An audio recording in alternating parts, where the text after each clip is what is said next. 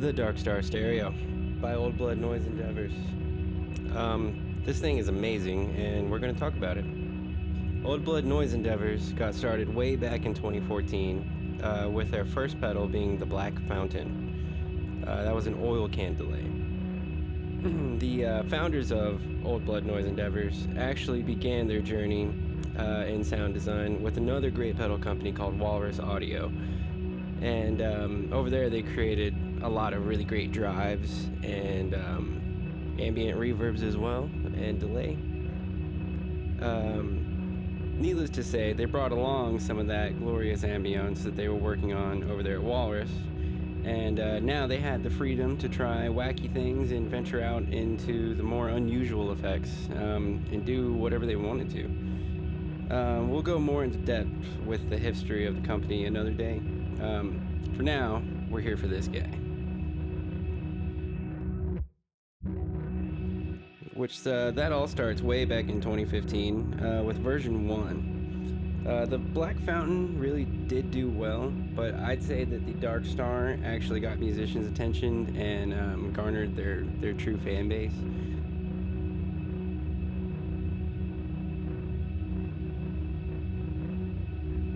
Everyone was definitely quite happy with version 1. You had 2 multi-mode controls that would change depending on what mode you were in, and you had mix and reverb or decay, and you had a toggle to choose between delay, pitch, and a bit crushed alteration of reverb. That was all good until we got version 2 in 2020. This brought about onboard presets, some MIDI control, and you also had stereo input and output. Simply giving us a stereo image was a huge deal and improvement, but adding the MIDI presets and parameter controls quickly made this version a favorite and a mainstay for a lot of musicians' pedal boards. Eventually we end up here with the Dark Star Stereo. This guy came out in 2024, and it retained the original presets. You have some onboard ones, as well as a lot more that you can access with MIDI, but it also kept the in and out stereo, as well as some of the other hold functions this thing used to have too with the V2. But we also had the addition of some key knobs that give you control over every aspect of the pedal pretty much. And in my opinion, this is definitely what makes it more superior to any of the other versions. And why it's definitely worth the upgrade if anyone's on the fence about it. First, we get a lag control, which is quite awesome. Because on the V2, there was definitely a little bit of a delayed onset that you couldn't change. And it sounded good, of course, but this gives you complete control over it. You can go from the reverb activating immediately to almost an entire second delay between when you play and when you hear the delay or the reverb. But that's not all. We actually get control over a filter, and a really cool filter at that. It's got like a lot of synth-like musical qualities to it, which you can do a lot with.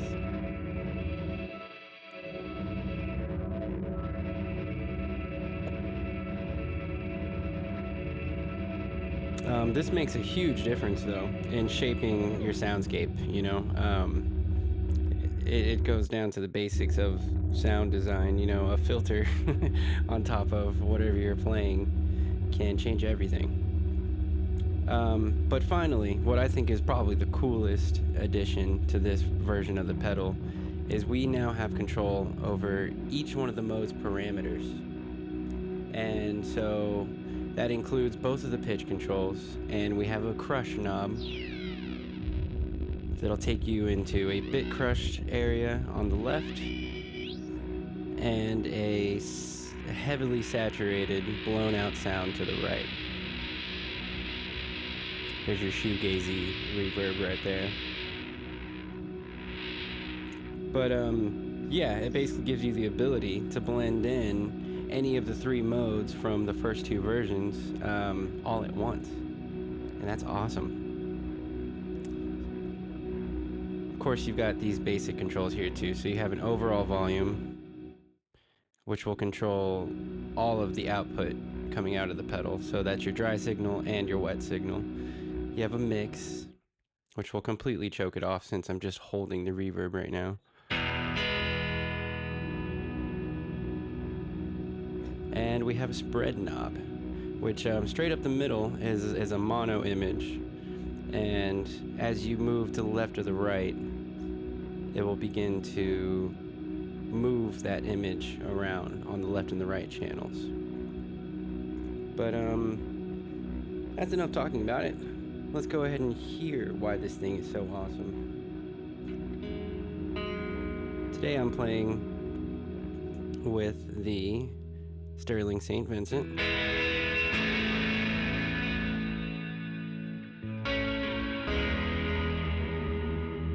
And for right now, there's really not a lot on. We have the preamp Mark II.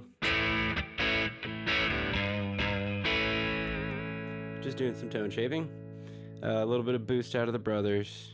And the clean. I pretty much always have that pedal on. I love that thing. But let's go ahead and get into it a little bit. So as you can see, the mix control is pretty much blending in your dry with your wet up to about noon. And after noon, it's a little more diminishing on your dry signal until it becomes completely wet.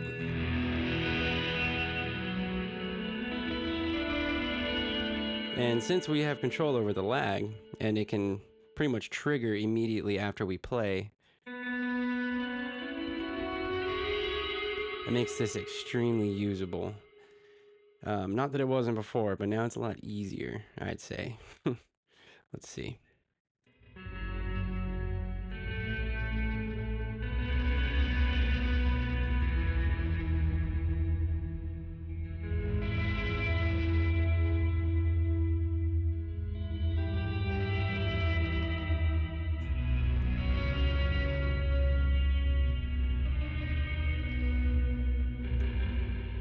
So that's the mix.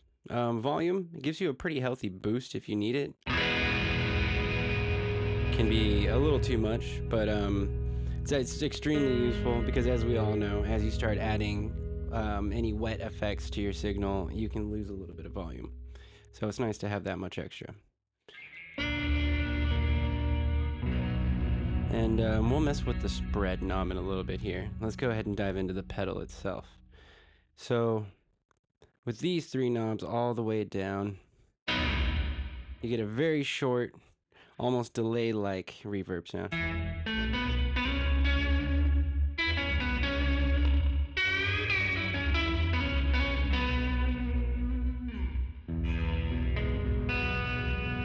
I like the way this sounds with some drive on it.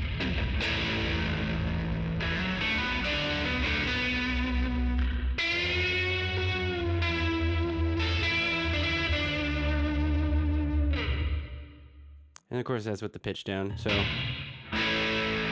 this is what the reverb sounds like, straight down the middle with pitch.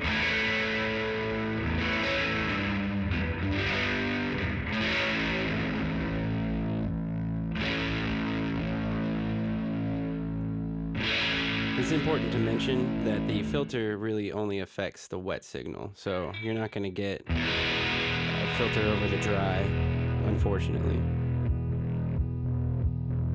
But that's what they made the float pedal for. You can go look at more Old Blood Noise endeavors when you get the chance.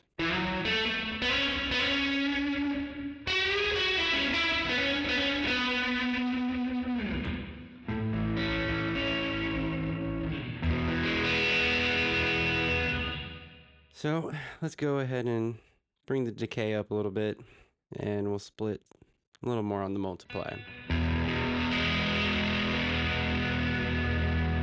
Much bigger now.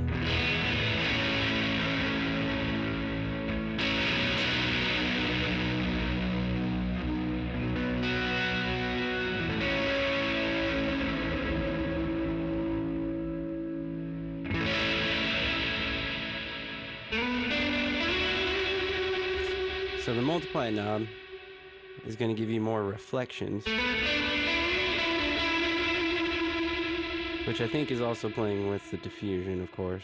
So we bring it all the way down.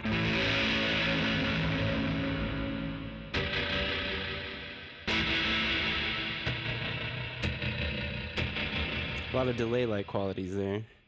As we come up to noon, they sort of start to blend into each other more diffused.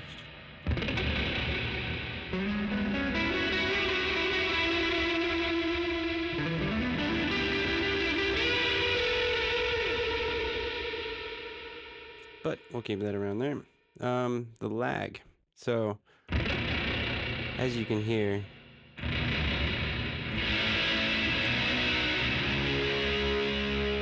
the reverb triggers immediately. But as we move into some of the other positions,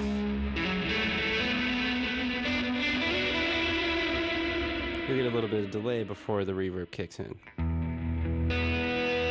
which will help to keep things from getting too muddied up in a lot of situations. If you have a lot of drive,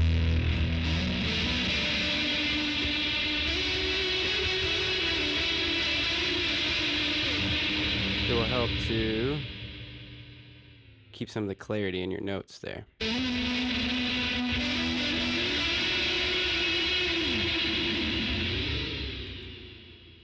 But let's see. So that's the lag control. Now let's really have some fun. These are our different modes here from the previous versions. Basically, you had to choose if you wanted pitch or bit crush or more of a delay sounding reverb, which would bring into play the multiply and the diffusion. But now you get to go anywhere down the pitch spectrum.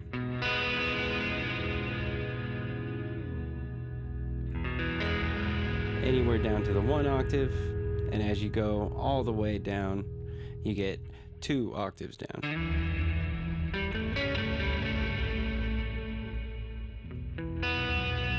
Super low.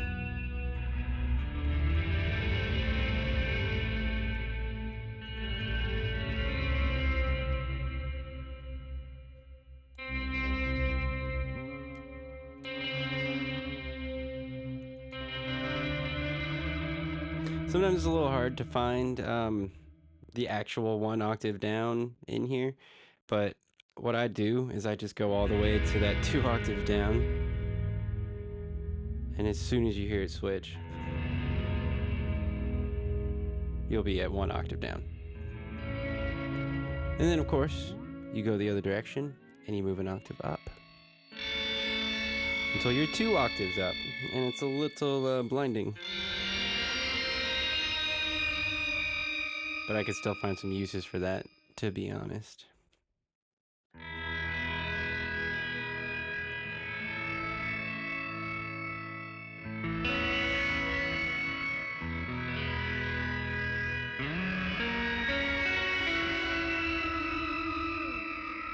A little crazy though. But for just a shimmery reverb, you can go an octave up here.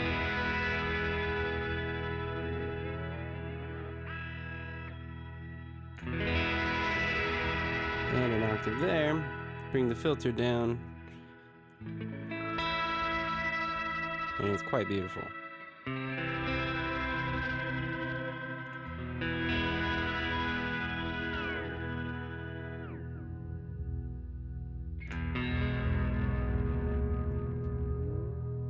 So let's see what that crush knob does. So at about 10 or 11 o'clock, we get just a little hint of bit crushing. Very tasteful amount.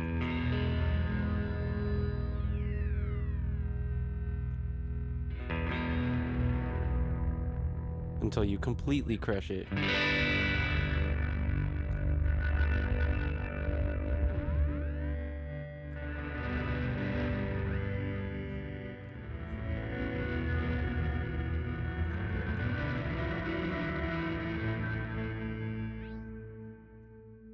Okay, and saturated side.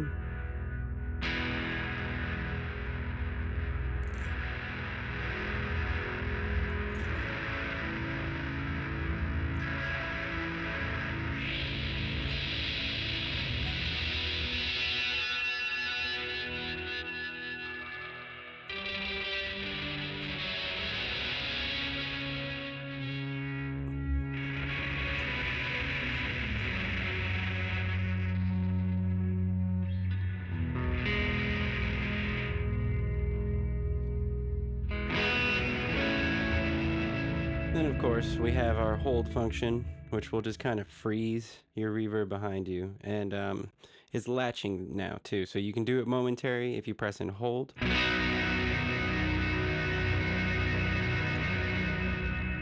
Or you can let it latch with a quick tap of the auxiliary button. And it's forever there for you to go ahead and shape your sound to exactly what you're looking for.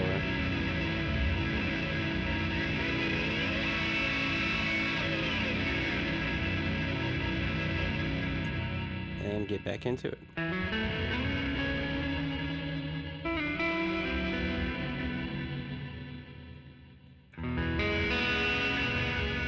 So let's go ahead and check out what Old Blood Noise Endeavors gives you.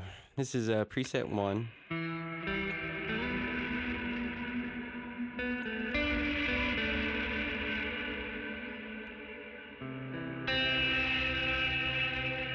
Sounds very familiar. Like this was maybe on the first version.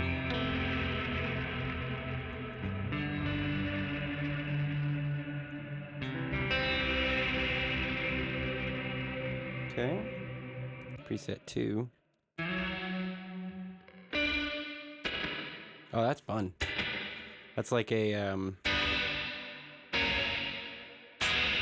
little splash, and it almost gives me some spring reverb vibes too.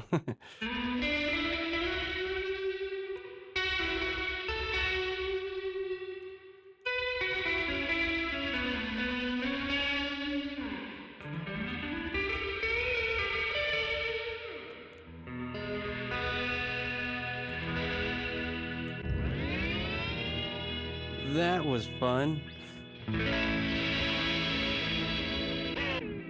I kind of just like switching through the presets.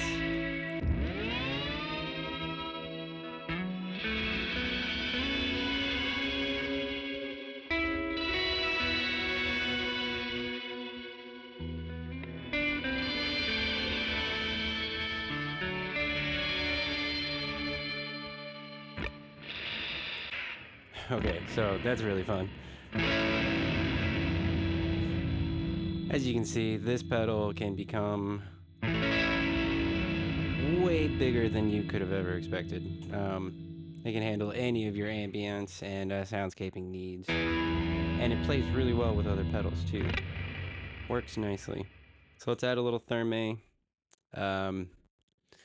We'll put some lowered clock on the mood. That's already kind of cool. So